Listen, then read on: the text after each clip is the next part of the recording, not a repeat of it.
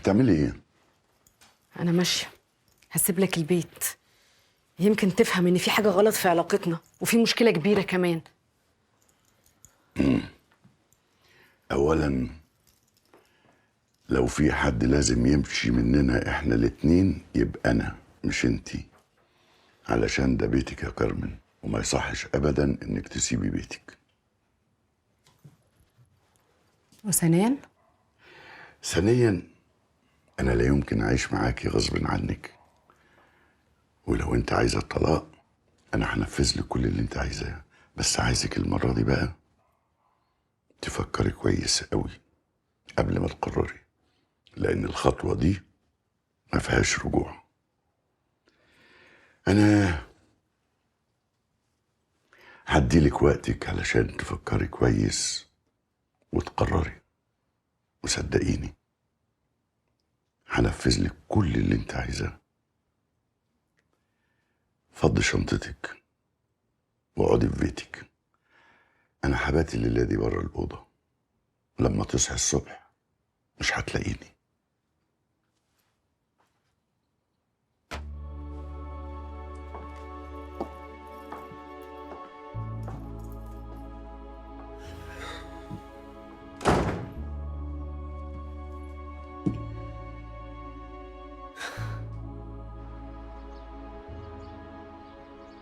وفعلا صحيت ما لقيتوش. انا مش عارفه هبات ازاي من غيره النهارده في البيت.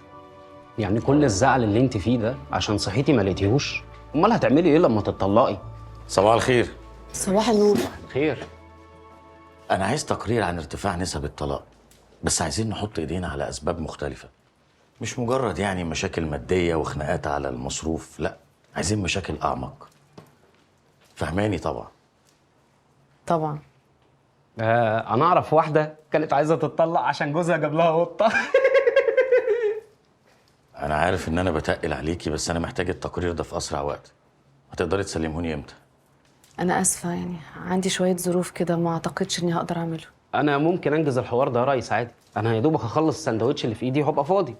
لا، أنا شايف إن كارمن هتعمله أفضل. التقرير ده عايز رؤية نسائية واعية وملمة بعلم النفس.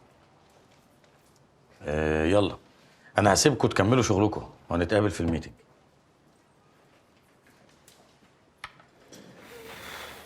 هو مش لاقي غيري يعني اللي يعمل التقرير ده؟